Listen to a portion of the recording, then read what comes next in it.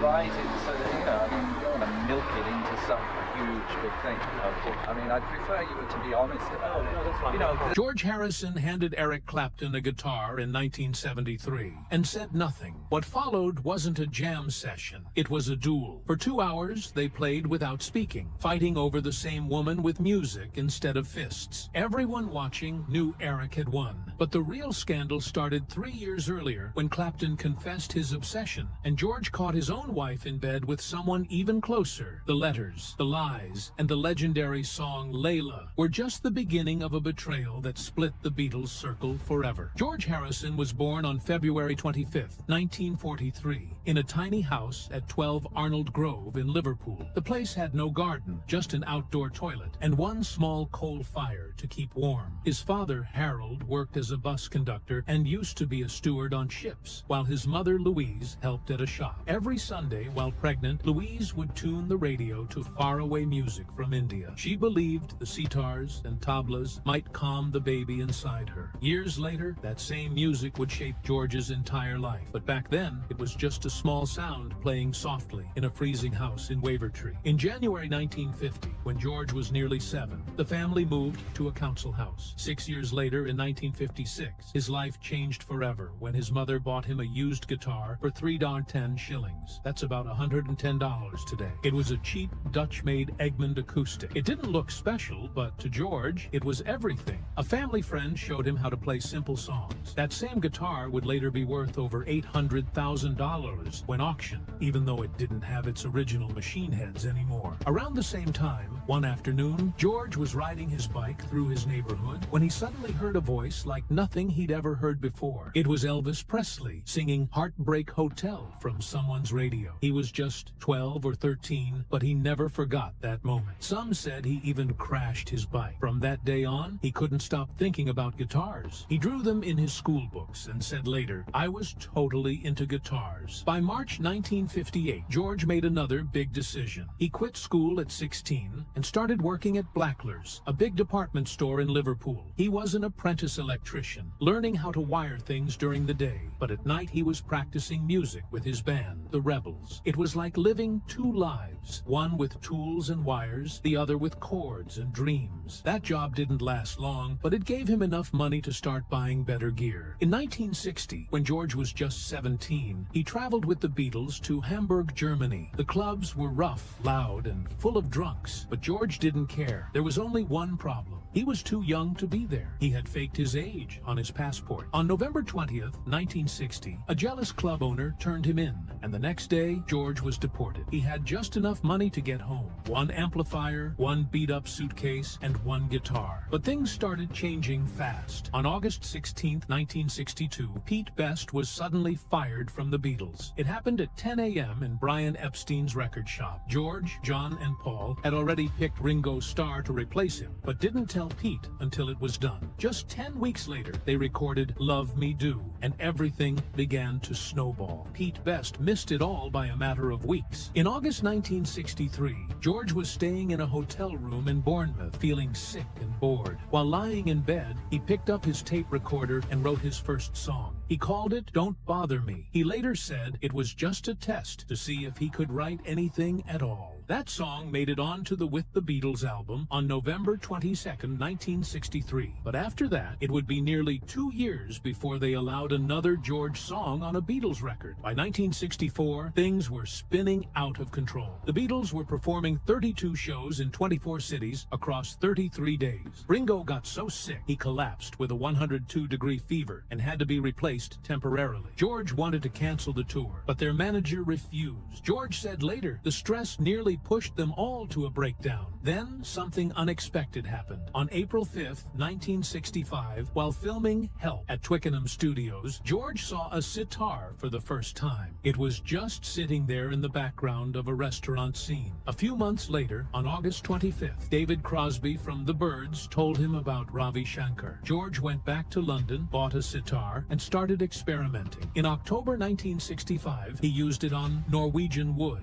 It was the first time anyone had used a sitar in Western pop music. Ravi Shankar didn't like George's playing at first, but it didn't matter. A whole new sound had just been born. By 1966, George felt left out. Lennon and McCartney wrote most of the songs. During the Revolver sessions, George started pushing back. His growing interest in Indian philosophy and his use of LSD made him feel even more distant from the others. Things got worse by January 10, 1969. While filming the Get Back sessions, George suddenly said, "I'm leaving the band," and walked out. He stayed away for 5 days. He later said he was tired of Paul's bossy attitude and didn't even recognize John anymore, who was lost in heroin. That moment nearly ended the Beatles. Meanwhile, Eric Clapton was living a completely different childhood. He was born on March 30th, 1945, in Surrey. His mother, Patricia, was only 16. His father, Edward Fryer, was a Canadian soldier who left before Eric was born and never came back. To hide the shame, Eric was raised thinking his grandmother was his mother, and his real mother was just an older sister. He only found out the truth when he was 9, and it broke him. He stopped caring about school and started pulling away from everyone. For his 13th birthday in 1958, Eric got a cheap Hoyer guitar with steel strings. It was hard to play. He gave up within months and got obsessed with cycling instead. But by age 15, he returned to the guitar, this time with a passion that didn't stop. He bought a K guitar, which looked like a Gibson, and practiced for hours every day. He would record himself on a reel-to-reel tape machine, then listen again and again until he got it right. Guitar was all he cared about. In 1961, he got expelled from Kingston College of Art after just 1 year because he didn't turn in any schoolwork. He had spent all his time playing guitar. In January 1963, at age 17, Eric joined a blues group called the Roosters. They didn't play many gigs, but they rehearsed constantly in small London pubs. By August, they broke up. It was only 6 months, but it taught Eric how messy band life could be. Later that year, in October, Eric joined the Yardbirds. He was only 18. In March 1965, they released For Your Love, which hit #1, but Eric hated it. He felt like the band was selling out. On March 13th, just before the single hit the charts, he quit. He called it a betrayal of real blues. In an interview that year, he admitted he regretted walking away from the money, but not the music. During those 2 years with the Yardbirds, Eric was falling apart inside. He felt alone, even when surrounded by people. The non-stop touring drained him. He ate little, drank too much, and felt invisible. One night, he thought he was losing his mind. He called his best friend, but the phone line was bad. His friend couldn't hear him. Eric thought even his only friend had turned on him. That moment pushed him over the edge. He had to get out, so he left the Yardbirds, even though it meant walking away from fame and money. In 1966, something explosive happened in London's rock scene. 3 powerful musicians, Eric Clapton, Jack Bruce, and Ginger Baker, joined forces to form Cream. People were calling them rock's first supergroup, but behind all the excitement, something dark was already bubbling. Clapton had no idea that Bruce and Baker had a violent past. Years earlier, when they played in the Graham Bond organization, they didn't just argue, they fought. One night, Baker attacked Bruce during a drum solo just because he thought he was playing too loud. Baker later said, "I nearly killed him. A bouncer had to pull me off. It got worse." At one point, Baker even pulled a knife on Bruce when he tried stepping on stage. Their hatred was so deep that when Bruce was dying in 2014, he picked up the phone and said to Baker, "I'm dying, Ginger. Fuck you." Then hung up. Despite that chaos, in 1967, they released Disraeli Gears, which had Sunshine of Your Love. That song made Clapton a legend, but success was a curse. Clapton, already exhausted from non-stop touring, started using heroin just to cope. Over time, the addiction took everything from him: his health, his peace, his money. At one point, he was spending the equivalent of $8,000 a week just on heroin. In 1982, it all caught up with him. He collapsed in Minneapolis with 3 bleeding ulcers from mixing 3 bottles of brandy with piles of codeine every day. He later said, "I was running on empty. I don't know how I survived the 70s. By 1968, it all fell apart. Their farewell tour was nothing short of toxic. Clapton was trapped between Bruce and Baker's constant fights. They played 6 nights a week. Clapton stopped eating properly. He got so thin, he was just 9 stone and looked like he was wasting away. He begged their manager, Robert Stigwood, "Get me out of here. These guys are crazy." One day in Copenhagen, during a film shoot, Clapton broke down crying because of all the yelling between Bruce and Baker. maker. On stage, their shows turned into shouting contests through instruments, each of them trying to solo louder and longer than the other. Even though people called him God because of how he played on Crossroads, Clapton felt like a fraud. When Hendrix arrived in 1967, it wrecked him. Clapton couldn't handle how good Hendrix was. At first, he told people Hendrix was just a hype, but later he admitted Hendrix could play on his own and do it perfectly. The pressure to live up to his God label made Clapton play harder, faster, more aggressive, and pushed him deeper into addiction. Then came the money disaster. Even though Cream was making millions, none of them saw much of it. Manager Robert Stigwood ran them into the ground. He kept booking tours without giving them breaks or time to write. Jack Bruce said, "We were very unfortunate to have Stigwood. They begged him for $40,000 to upgrade their sound equipment, and he refused." Bruce walked out. They had to drag him back to the stage. By the time the band ended in 1968, they were all broke and angry. Clapton had nothing left, emotionally or financially. That mess set the stage for his next group, Blind Faith, and even deeper drug problems. But something changed in September 1968. George Harrison invited Clapton to Abbey Road Studios to record While My Guitar Gently Weeps. Harrison knew that if Clapton was there, the other Beatles wouldn't criticize the song. Clapton said, "Nobody ever plays on Beatles records," but Harrison handed him a bottle of wine and said, "You will." Clapton used George's Les Paul guitar and ran it through a Leslie speaker to get that swirling tone. McCartney had hated the song before, but once Clapton finished his solo, he called it brilliant. Clapton's hands were shaking. He got paid just $50. He never cashed the check. That session created a bond between them. So in December 1969, Clapton joined George on the Delaney and Bonnie tour. Harrison played rhythm, Clapton played lead, and the nights were wild. They stayed at the London Hilton, drinking Blue Label vodka until 4 in the morning. They played 23 shows across England and Scandinavia. On December 15th in Liverpool, both were so high they didn't even realize their guitars were tuned differently. It still sounded magical. Harrison later said he learned more about the blues in those 3 weeks than during his entire time with the Beatles. The tour ended on December 17th in Copenhagen. Harrison and Clapton played a 20-minute version of Roll Over Beethoven that left 3,000 fans speechless. Tour records showed they spent over $15,000 just on drugs. That's around $120,000 today. Then came the guitar swap. On March 15th, 1970, inside Harrison's Friar Park studio, George handed Clapton his 1957 Les Paul. Clapton gave him Brownie, his 1956 Strat. They played each other's guitars for 47 minutes. Engineer Phil McDonald said it felt like musical telepathy. But then Pattie Boyd walked in. Clapton saw her in a flowing white dress and completely lost focus. He fumbled his solo. Harrison, unaware of the tension, asked her to stay. Clapton's playing turned raw, emotional, almost painful. The cameras caught him looking at her 17 times during one take. Harrison didn't see it, but everyone else in the room felt it. From May to October 1970, Clapton played on 11 of the 23 tracks on All Things Must Pass. He got paid $2,000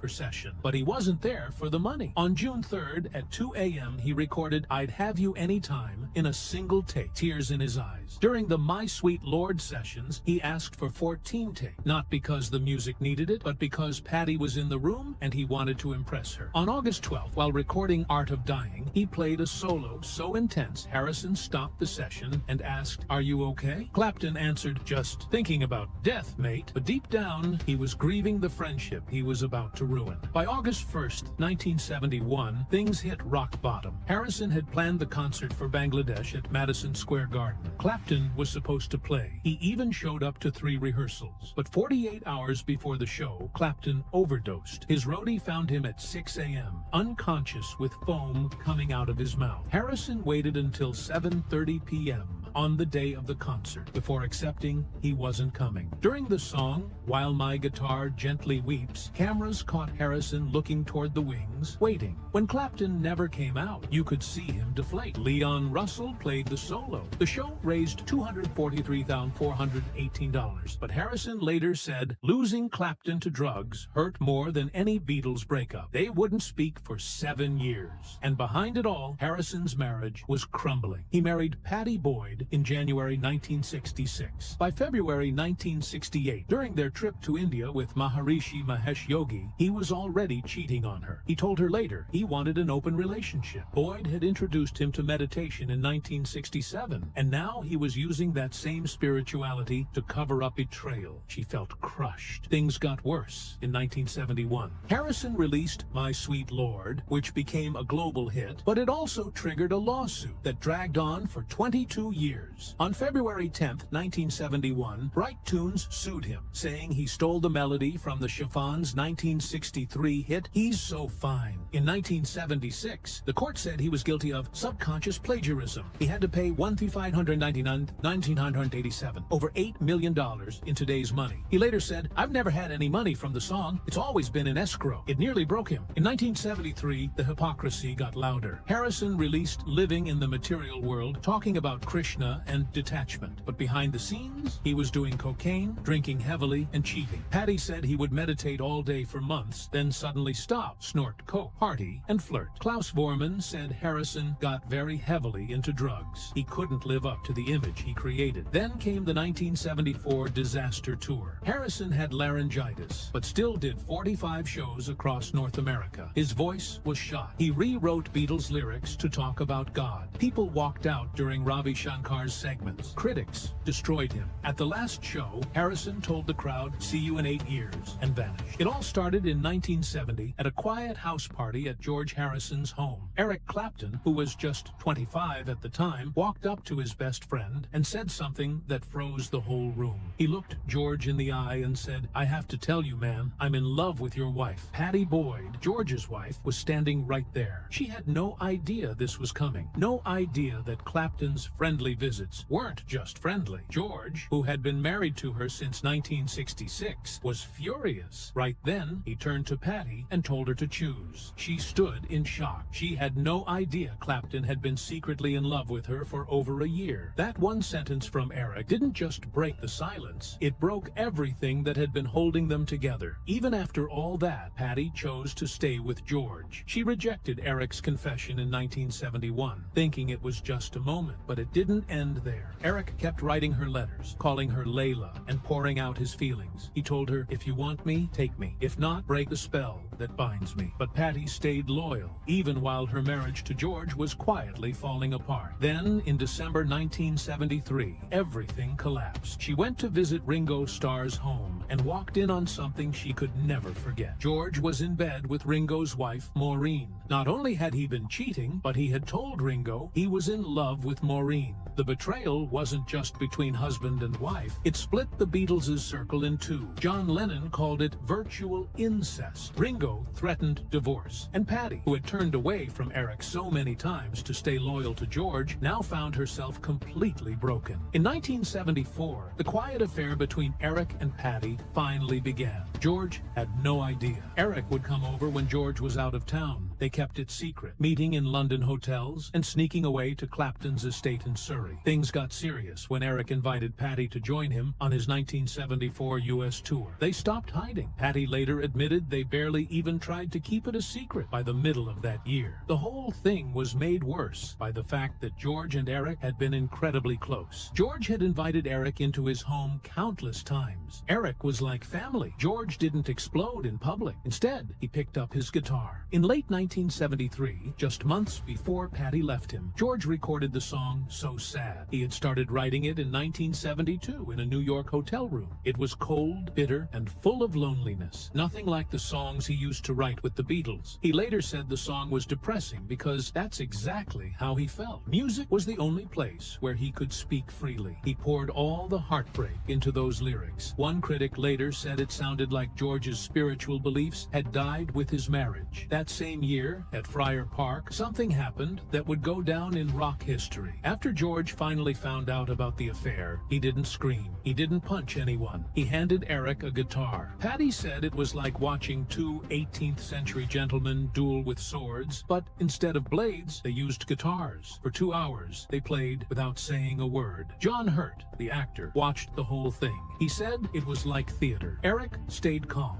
playing with emotion, but control. George, on the other hand, played louder and more aggressively, trying to outshine Eric, but only showing his desperation. When it was over, nobody declared a winner. But Patty later said everyone knew Eric had won. Not because he played faster, but because he didn't lose control. That guitar duel didn't come out of nowhere. It all traced back to that shocking moment in 1970 when Eric said, "I'm in love with your wife." Patty remembered how George turned red with anger and demanded she choose on the spot. They had been married for 6 years at that point, but George had already had multiple affairs. Still, Patty stayed, but Eric didn't stop. He wrote her letters saying, "My love is yours," and even said he'd give up everything just to be with her, his family, his faith, his life. From 1970 to 1974, Patty lived in confusion. She loved George, but Eric's obsession had become overwhelming. When he wrote the song Layla, it changed everything. Patty said the passion in that song broke her. She couldn't resist anymore. All this time, George had been cheating on her too, most notably with Charlotte Martin, who happened to be Clapton's girlfriend. It became a tangled mess. When George confronted Patty about her relationship with Eric, he admitted to his own affairs. By then, Patty said she and George had already been living separate lives. By the end of 1974, it was over. George and Patty separated. Their divorce was finalized in 1977, but the friendship between George and Eric was already broken. They didn't speak for years. No more jam sessions, no more laughter. Eric and Patty moved in together as soon as she left George. In 1979, they got married. George actually showed up to the wedding. He even joked that he and Eric were now husbands-in-law. Paul McCartney and Ringo Starr were there too. That night, the three Beatles even jammed with Eric and other rock legends. It was awkward, but George handled it with his usual grace. He once said, "I'd rather she was with him than some dope," but the marriage didn't last. Patty and Eric's love story turned into something darker. Eric's drinking became worse. He was violent, unpredictable, and constantly cheating. The worst blow came in 1986 when he had a child with Italian actress Lori Del Santo while still married to Patty. She couldn't take it anymore. They separated in 1987 and divorced in 1989. Patty later said the whole relationship became a nightmare. She lived in fear, never knowing which version of Eric would come home. Despite everything, George and Eric eventually worked together again. In 1987, George released Cloud 9 after years away from music. Eric played lead guitar on several tracks. It was a professional project, but people close to them said the tension never fully left. They worked side by side, but it wasn't like the old days. Still, the album did well. The song Got My Mind Set on You became a hit, and fans were happy to see the two on good terms again, even if they were only pretending. Then in 2001, George passed away from cancer. Eric organized the concert for George a year later at the Royal Albert Hall. He brought together Paul, Ringo, Tom Petty, Jeff Lynne, and many more. But the most emotional moment came when Eric played While My Guitar Gently Weeps. That was the same song he played for George and the Beatles back in 1968. Now, it was a tribute. He could barely hold back the emotion. People backstage said he finally let the guilt come through. That concert helped him heal. After everything, the love triangle, the betrayal, the silence, he said he finally made peace with George.